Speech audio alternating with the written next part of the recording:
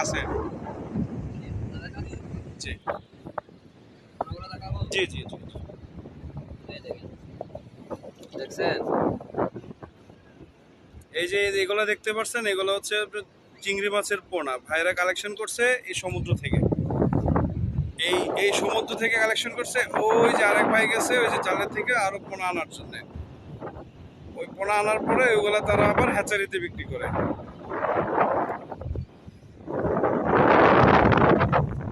ঝাউবনের